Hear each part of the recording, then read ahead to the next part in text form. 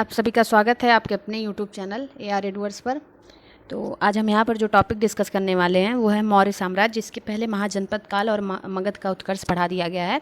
आप लोग हिस्ट्री के प्लेलिस्ट में जाएंगे तो सब टॉपिक आपको मिल जाएगा। ठीक है, तो चलिए स्टार्ट करते हैं मौर्य साम्राज्य। ठीक, तो ये चीज़ जानते हैं कि मौर्य साम्राज्य का संस्थापक कौन था और ये मौर्य शब्द कहाँ से आए।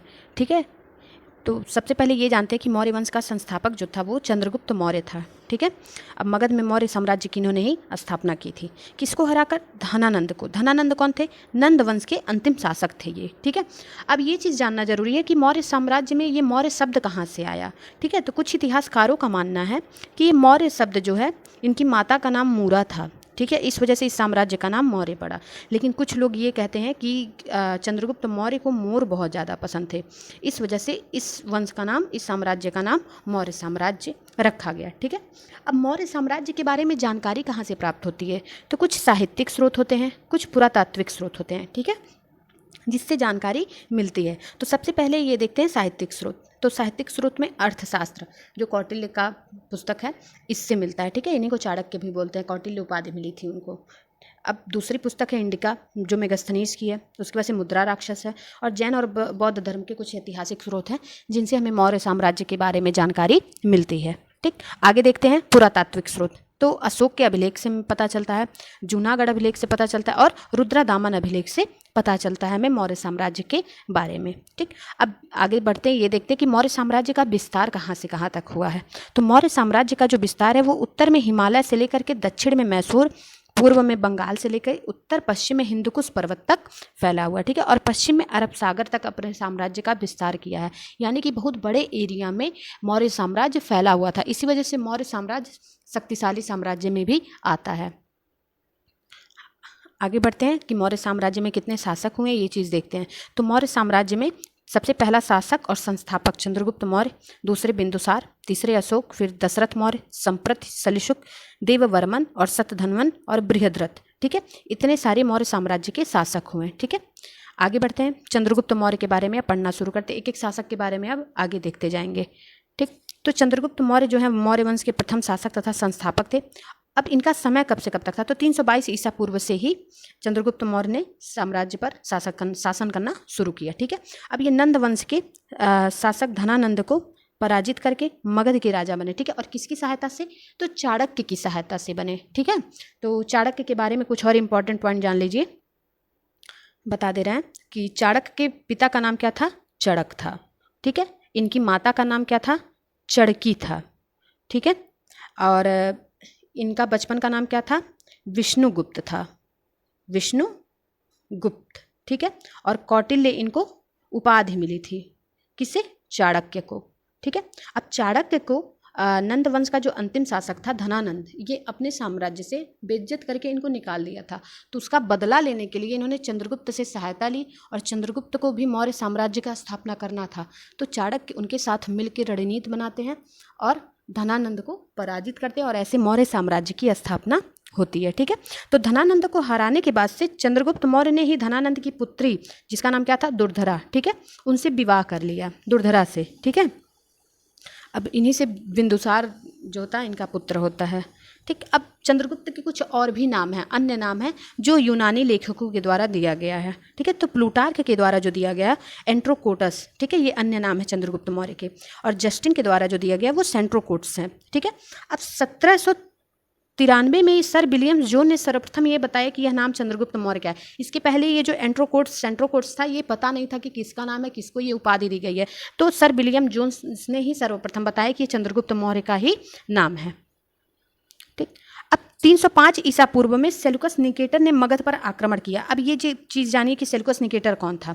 तो ये सिकंदर का सेनापति था। ठीक है, तो सिकंदर जितना भी साम्राज्य जीता था, जहाँ जहाँ पे विजय हासिल की थी, वो सारा एरिया किसको हैंड ओवर करके चला गया था? सेल्यूकस निकेटर को हैंड ओवर कर दिया था। ठीक है, अब सेल्यूकस निकेटर ने मगध पर आक्रमण किया, किंतु चंद्रगुप्त मौर्य ने उसे क्या किया? पराजित कर दिया। और जब ये चंद्रगुप्त मौर्य से पराजित हुआ तो ये बहुत ज़्यादा खुश हुआ। ठीक है, और उसने अपनी पुत्री कार्नेलिया, जिनका नाम क्या है? हेलना, और इनको चेलना नाम से भी जानते हैं। ठीक है, उनसे विवाह करा दिया। ठीक है, और युद्ध की शर्तों के अनुसार सेल्यूकस निकेटर ने 4 प्रांत चंद्रगुप्त मौर्य को दिए। कौन कौन से प्रांत थे वो? काबुल, कांधार, हेरात और मकरान। तो इसका पुराना नाम जो है देश था ये, तो क्या क्या नाम थे, तो काबुल का नाम जो था ये पेरीपनीसदाई था, ठीक है, हेरात का नाम एरिया था, और कांधार का नाम अराकोशिया था, और बलूचिस्तान जो है आज के टाइम का, या फिर मकरान जो बोल सकते हैं, उसका नाम जेंड्रोसिया था, ठीक है।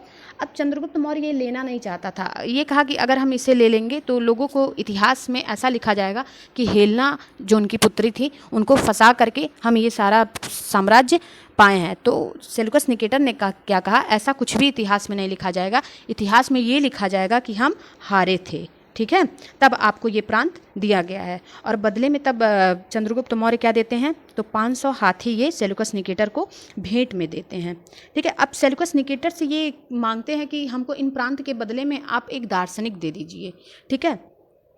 तो उन्होंने प्रांत के साथ ही एक दार्शनिक भी भेजा, राजदूत, जिसका नाम क्या था, मेगस्थनीज। अब ये किसके दरबार में आए थे, तो चंद्रगुप्त मौर्य के दरबार में आए थे। मेगस्थनीज की ही पुस्तक क्या है, इंडिका, जिसमें किसकी जानकारी मिलती है, मौर्य वंश की सारी जानकारियाँ मिलती हैं, ठीक है। और इंडिका में ही मेगस्थनीज ने लिखा कि भारतीयों को पढ़ना लिखना नहीं आता था। यह एक स्टेटमेंट था मेगस्थनीज के द्वारा दिया गया, जो किस पुस्तक में लिखी गई थी, इंडिका में लिखी गई थी, ठीक है। अब आगे बढ़ते हैं तो ये देखते हैं कि 12 वर्ष का अकाल पड़ जाता है चंद्रगुप्त मौर्य के शासनकाल में, कब, 298 ईसा पूर्व के समय पे, ठीक है। अब ये जैन धर्म को मानते थे चंद्रगुप्त मौर्य, ठीक है, जैन गुरु भद्रबाहु से प्रभावित होकर इन्होंने जैन धर्म अपना लिया था। तो ये क्या करते हैं, जब अकाल पड़ जाता है तो वहाँ से चले जाते हैं कर्नाटक के श्रवणबेलगोला में चंद्रगिरी पहाड़ी पर, और ये चंद्रगिरी की पहाड़ी पर जाते हैं और वहाँ पे संलेखना विधि के द्वारा, या फिर इसी को क्या कहते हैं, संथारा विधि, ठीक है, संथारा विधि या फिर उपवास विधि के द्वारा इन्होंने अपने प्राण को त्याग दिया, ठीक है। अब जब ये प्राण को त्याग दिया तो फिर मौर्य साम्राज्य का जो अगला शासक बना वो कौन बना, इनका पुत्र बिंदुसार, ठीक है। तो आइए बिंदुसार के बारे में कुछ पॉइंट देखते हैं। तो बिंदुसार चंद्रगुप्त मौर्य का उत्तराधिकारी बना। इनकी माता का नाम क्या था, दुर्धरा था इनकी माता का नाम, ठीक है। अब बिंदुसार को ही अमित्रघात के नाम से भी जानते हैं। अमित्रघात का क्या मतलब होता है, शत्रुओं का नाश करने वाला, ठीक है। और बिंदुसार के कुछ और भी अन्य नाम हैं, उसे देखते हैं। तो इनके जो अन्य नाम हैं वो हैं अमित्रोघात, अमित्रोचेटस और एलिथ्रोकेटस, भद्रसाल और सिंहसेन, ठीक है। तो ये बिंदुसार के और अन्य नाम हैं। आगे देखते हैं कि अब इनका जो संबंध था सीरिया के राजा से, ठीक है, मिस्र के राजा से बहुत अच्छा संबंध था इनका, ठीक है, एंटीयोकस से। तो ये क्या कहें बिंदुसार कि अगर आप चाहते हैं कि हम आपका विरोध ना करें तो हमको 3 चीज़ें चाहिए, ठीक है। तो सीरिया के नरेश से इन्होंने 3 चीज़ें मांगी। सबसे पहले अंजीर मांगे, ठीक है, फिर मीठी शराब मांगे, और उसके बाद से यूनानी दार्शनिक मांगे। तो सीरिया के जो राजा थे उन्होंने तो अंजीर देने से नहीं मना किया, मीठी शराब भी दे दिए, लेकिन यूनानी दार्शनिक वो नहीं देना चाहते थे। कहें कि ये यूनान कानून के खिलाफ है, हमारे वहाँ पे क्रय विक्रय नहीं किया जाता है दार्शनिक का। लेकिन अगर वो भेजते नहीं तो बिंदुसार विरोध कर देते हैं। इस वजह से इन्होंने एंट्रियोकस ने अपना राजदूत भेजा, जिसका नाम क्या था, डाइमेक्स था, ठीक है। ये बिंदुसार के दरबार में भेजे गए थे, ठीक है। और इन्हें ही मेगस्थनीज का वंशज भी कहा जाता है, डाइमेक्स को। दूसरे भारत में आने वाले ये दार्शनिक थे, ठीक है। अब बिंदुसार जो है ये आजीवक संप्रदाय के अनुयायी थे, ये आजीवक संप्रदाय को मानते थे, ठीक है। अब आजीवक संप्रदाय के जो लोग थे वो क्या कहते थे, भाग्य को मानते थे, कर्म को नहीं मानते थे, ठीक है। अब बिंदुसार के समय में ही एक बौद्ध भिक्षु थे जिनका नाम था तारानाथ, ठीक है, और एक आजीवक संप्रदाय के भविष्यवक्ता थे पिंगल वत्स, ठीक है। तो बिंदुसार से इन्होंने पहले ही भविष्यवाणी क्या कर दिया था कि तुम्हारा बेटा अशोक ही गद्दी पर बैठेगा। और बिंदुसार अशोक को एकदम पसंद नहीं करते थे, क्योंकि वो बहुत ज़्यादा दिखने में कुरूप थे। वो अपने बड़े पुत्र सुसीम से बहुत ज़्यादा प्यार करते थे, तो वो चाहते थे कि गद्दी पर सुसीम बैठे, लेकिन ऐसा हो नहीं पाता है, अशोक बैठते हैं, क्योंकि राधा गुप्त ने षड्यंत्र कर दिया था। अब देखिए बिंदुसार के समय में तक्षशिला में विद्रोह छिड़ गया था, ठीक है। तो तक्षशिला का जो राजकुमार था बिंदुसार का बड़ा बेटा था सुसीम, ठीक। तो विद्रोह को दबाने में ये असफल रहा। तब बिंदुसार ने अपने छोटे पुत्र अशोक को भेजा, ठीक है। अब ये कहाँ के राज्यपाल थे, अवंती के राज्यपाल थे उस समय। तो इनसे कहा कि तुम जो है तक्षशिला का विद्रोह दबा दो, लेकिन बिना किसी भी हथियार के।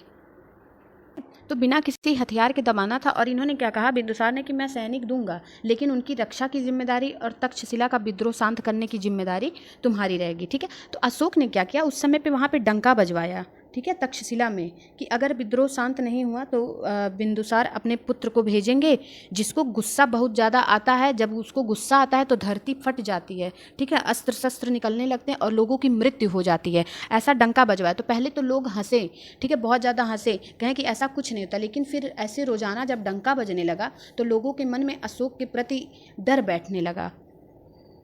अब जब लोगों के मन में डर बैठने लगा तो लोग इसे सत्य मान लेते हैं, ठीक है। अब जब सत्य मान लेते हैं तो अशोक बिना लड़े ही विद्रोह को शांत करवा लेता है, ठीक है। अब जब विद्रोह को शांत करवा लेता है तो बिंदुसार समझता है कि ये शांत नहीं करवा पाएगा, ये मरवाना चाहते थे बिंदुसार अपने पुत्र अशोक को, लेकिन ऐसा होता नहीं है। तो बाद में अशोक को वो उज्जैन भेज देते हैं वहाँ का गवर्नर बना के, ठीक है। और फिर तक्षशिला का विद्रोह फिर से छिड़ जाता है। तो सुसीम जाते हैं, शांत करवाते हैं, लेकिन ऐसा हो नहीं पाता। अब उसी समय पे बिंदुसार की तबीयत खराब हो जाती है बहुत ज़्यादा, ठीक है। तो बिंदुसार के जो प्रधानमंत्री रहते हैं वो राधागुप्त रहते हैं, ठीक है। तो उन्होंने कहा कि बिंदुसार ने कि अशोक और सुसीम दोनों को बुलाओ और सुसीम को राजा बना देते हैं, अशोक को तक्षशिला भेज दिया जाएगा, ठीक है। अब इसी समय पे राधागुप्त ने क्या किया, षड्यंत्र रचा, ठीक है। राधागुप्त कौन था, ये बिंदुसार के प्रधानमंत्री थे, ठीक है। अब ये सुसीम को बुलाते ही नहीं है, बस अशोक को बुला देते हैं और अशोक ज़बरदस्ती वहाँ पे मगध के सिंहासन पर बैठ जाता है। और ये चीज़ बिंदुसार को अच्छी नहीं लगती है और फिर उनकी सदमे से मृत्यु हो जाती है। तो इस तरह से जो है अशोक सिंहासन पर बैठ जाते हैं। अब अगले मौर्य के शासक जो बनते हैं वो अशोक बनते हैं, ठीक है। अब ये बहुत ही क्रूर, निर्दयी और कुरूप थे, ठीक है। तो महिलाएं इनके बारे में काफ़ी बातें करती थी कि ये कितना कुरूप है, कितना निर्दयी है। तो इस वजह से इनको बहुत गुस्सा आता था। तो ये जहाँ पे जो भी टेरिटरी जीतते थे, जहाँ का भी साम्राज्य जीतते थे, तो वहाँ की सुंदर महिलाओं को ये उठा के लेके चले आते थे केवल गुस्से में। आइए अशोक के बारे में अब देखते हैं कि अशोक का जन्म कहाँ पे हुआ था। पाटलिपुत्र में हुआ था 304 ईसा पूर्व में, ठीक है। अब बौद्ध ग्रंथ के अनुसार अशोक ने राजा बनने के लिए अपने 99 भाइयों की हत्या की थी। यानी बिंदुसार के 101 पुत्र थे, ठीक है। 101वां पुत्र जो थे अशोक थे। इन्होंने अपने 99 भाई की हत्या की थी, केवल एक भाई को छोड़ दिया था क्योंकि वो बौद्ध धर्म अपना लिए थे और भिक्षु बन चुके थे, इस वजह से, ठीक।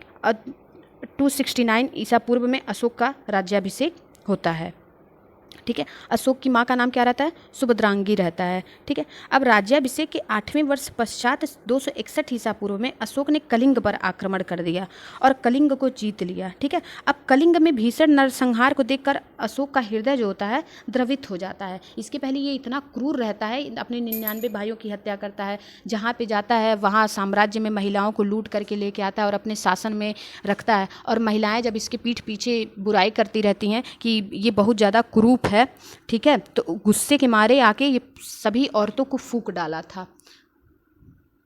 इसी वजह से इसका नाम इतिहास में एक और नाम पता चलता है, चंड अशोका, ठीक है।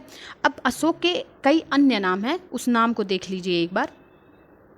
तो अशोक का उपाधि जो मिली है, सबसे पहला नाम है देवनाम प्रिय, ठीक है। दूसरा नाम है देवनाम प्रिय, फिर देवनाम प्रियदर्शिनी, फिर प्रियदर्शिनी, उज्जैन, करमोली, चंड अशोका, अशोक वर्धना, ठीक है। तो अशोक वर्धना नाम है, अशोक वर्धना, ये नाम पुराणों से मिला है, ठीक है। पुराणों से भी इस नाम के बारे में पता चलता है, ठीक है। और अशोक नाम की जानकारी कौन कौन से अभिलेख से हमें पता चलती है, तो गुर्जरा, ठीक है, गुर्जरा अभिलेख से, मास्की से, ये सब नोट करते रहिएगा आप लोग, ठीक है, नेत्तूर से, और इन तीनों जगहों से ये पता चलता है कि इनका नाम अशोक था, ठीक है। अब अशोक गद्दी पर कब बैठा था, 269 BC में बैठा था। किसकी सहायता से बैठे थे, ये राधागुप्त की सहायता से बैठे थे, ठीक है। कलिंग विजय के बाद से इनका हृदय द्रवित हो जाता है, ठीक। और ये क्या करते हैं, नरसंहार को देख करके एकदम द्रवित हो जाते हैं, फिर ये बौद्ध धर्म अपना लेते हैं, ठीक है। अब अशोक को शिक्षा किसने दी थी बौद्ध धर्म की, तो उपगुप्त ने दी थी। अब उपगुप्त कौन थे, तो उपगुप्त जो थे ये बौद्ध भिक्षु थे, ठीक है। अब इनसे इन्होंने शिक्षा ली थी बौद्ध धर्म की और ये हृदय परिवर्तन कर लेते हैं। आगे देखते हैं अशोक के बारे में। तो अशोक का बौद्ध धर्म उसका व्यक्तिगत धर्म था, उसने कभी भी बौद्ध धर्म को राजकीय धर्म घोषित नहीं किया। यानी कि ये अपने स्वयं अपनाए थे, ऐसा नहीं कि अपने राज्य में सबको घोषित कर दिए हो कि सबको बौद्ध धर्म अपनाना अनिवार्य है, ऐसा कुछ नहीं था, ये स्वयं केवल अपनाए थे, ठीक है। अब अशोक ने बौद्ध धर्म के प्रचार के लिए अपने बेटे महेंद्र एवं बेटी संघमित्रा को कहाँ पर भेजा, श्रीलंका में भेजा, ठीक है। तो अशोक के परिवार के बारे में जानते हैं कि इनकी कितनी पत्नियां थी, तो इनकी 4 पत्नियां थी, ठीक है। तो सबसे पहली पत्नी का नाम था देवी, ठीक है, पहली पत्नी का नाम देवी। दूसरी पत्नी का नाम था इनके कारुवाकी, कारुवाकी, वाकी, सब नोट करते रहिएगा आप लोग, ठीक है। तीसरी पत्नी का नाम था तिस्यरक्षिता, तिस्यरक्षिता। और जो चौथी पत्नी थी इनका नाम था असंघमित्रा, ठीक है। अब इनके दो पुत्र, एक बेटी थी एक बेटा, जो महेंद्र और बेटी संघमित्रा, इसे कहाँ पे भेज दिए थे? श्रीलंका भेज दिए थे बौद्ध धर्म के प्रचार प्रसार के लिए, ठीक है। अब अशोक ने आजीवक संप्रदाय के लोगों के लिए एक बराबर की पहाड़ियों में 4 गुफाओं का भी निर्माण करवाया था। ये अशोक के द्वारा ही करवाया गया था कि जिससे आजीवक संप्रदाय के लोग वहाँ पे जाएं, शरण लें और रह सकें। तो उनके द्वारा बराबर की पहाड़ियों में 4 गुफाओं का निर्माण करवाया गया था। अब अशोक भारत का पहला ऐसा शासक था जिसने अपने संदेश को अभिलेखों के माध्यम से जनता तक पहुंचाया था, ठीक है। अब अशोक के अभिलेखों की भाषा क्या थी? तो प्राकृत भाषा थी, जिसे 4 लिपियों में लिखा गया था। सबसे पहला लिपि ब्राह्मी, दूसरा खरोष्टी, तीसरा अरमाइक लिपि, फिर ग्रीक लिपि। तो ब्राह्मी लिपि जो है ये भारत में मिले हैं, ठीक है, ब्राह्मी लिपि में लिखे हुए अभिलेख। और खरोष्टी लिपि पाकिस्तान में मिले हैं, और अरमाइक लिपि अफगानिस्तान से मिलते हैं, और ग्रीक लिपि ये अफगानिस्तान के उत्तरी सीमा से प्राप्त होता है, ठीक है। खरोष्टी लिपि दाएं से बाएं की तरफ लिखी जाती है, ठीक है। अशोक के अभिलेख पढ़ने की पहली सफलता किसने प्राप्त की थी? तो जेम्स प्रिंसेप ने। तो सबसे पहली बार जो अशोक के अभिलेखों को पढ़ा था वो जेम्स प्रिंसेप ने पढ़ा था। कब पढ़ा था? 1837 ईस्वी में पढ़ा था। तो अशोक के बारे में कुछ और फैक्ट देखते हैं। तो अशोक के 43 प्लस अभिलेख थे। कितने? 43 प्लस अभिलेख थे, जिसमें से कुछ चीज़ें चट्टानों पर लिखी गई थी। अभिलेख क्या होते हैं? जो चट्टानों पर लिखी जाती हैं, ठीक है। कुछ छोटे चट्टानों पर लिखी जाती है तो उसे हम लोग लघु शिलालेख बोलते हैं, ठीक है। और कुछ खंभों पर लिखी जाती हैं तो उसे स्तंभ लेख बोलते हैं, ठीक है। स्तंभ लेख बोलते हैं, स्तंभ लेख बोलते हैं। कुछ छोटे खंभों पर लिखा जाता है तो उसे लघु स्तंभ लेख बोलते हैं। कुछ चीज़ें गुफाओं में जो लिखी जाती हैं, गुफाओं से प्राप्त मिलती हैं हमें साक्ष्य, उसे हम लोग गुहा लेख बोलते हैं, ठीक है। और कुछ बृहद शिलालेख होते हैं जो बड़े बड़े चट्टानों पर लिखी जाती हैं, ठीक है। तो अशोक के कुछ महत्वपूर्ण अभिलेख हैं, उनमें देख लीजिए क्या क्या बातें लिखी गई। तो अशोक का जो प्रथम अभिलेख है उसमें क्या बात की गई कि इसमें अहिंसा पर बल दिया गया, ठीक है, और पशु बलि की निंदा की गई है।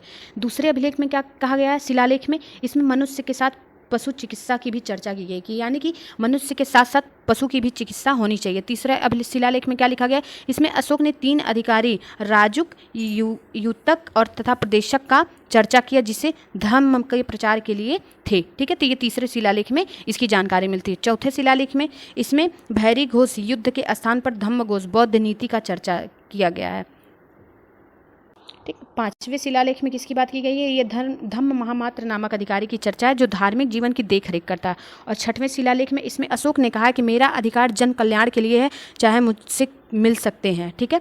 तो यानी कि मेरा अधिकारी जन कल्याण के लिए जब चाहे मुझसे मिल सकते हैं।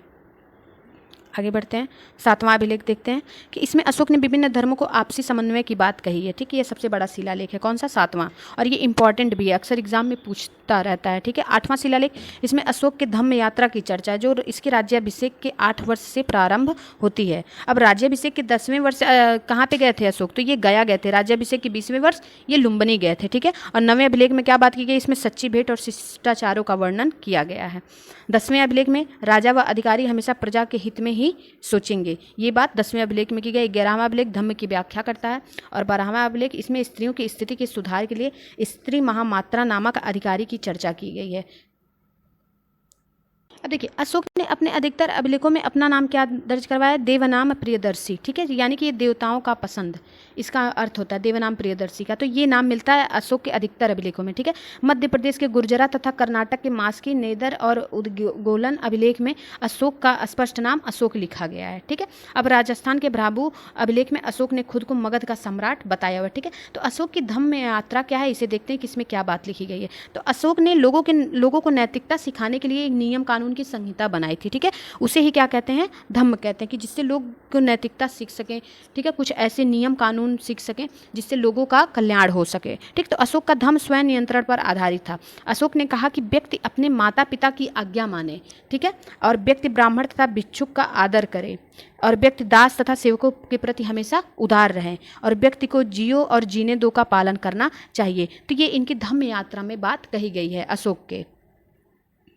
अब अशोक के ही शासनकाल में कुछ प्रमुख अध्यक्ष बने थे, नियुक्त किए गए थे, कि देखिए किसको क्या कहते हैं। तो शुक्ला अध्यक्ष, यानी कि व्यापार से प्राप्त जो भी चुंगी एकत्रित होती थी, यानी कि चुंगी मतलब कर एक तरीके का होता है, ठीक है, उससे जो भी एकत्रित होता था उसका जो देख रेख करता था उसे शुक्ला अध्यक्ष बोलते हैं, ठीक है। और माप तौल को नियंत्रित करने वाले को क्या कहते हैं, पौतवाध्यक्ष बोलते हैं, ठीक है। और वस्त्रोद्योग मंत्री यानी कि जो वस्त्र के बारे में उद्योग मंत्री होता था उसको हम लोग क्या कहते हैं, तो सूत्राध्यक्ष बोलते हैं, ठीक। बूचड़खाने चर्म उद्योग का अध्यक्ष, बूचड़खाना मतलब कि जहाँ पे मांस कटता है उसे बोलते हैं बूचड़खाना, तो उसे सूनाध्यक्ष बोलते हैं, ठीक है। टकसाल का अध्यक्ष को क्या कहा जाता था, लक्षणाध्यक्ष कहा जाता था।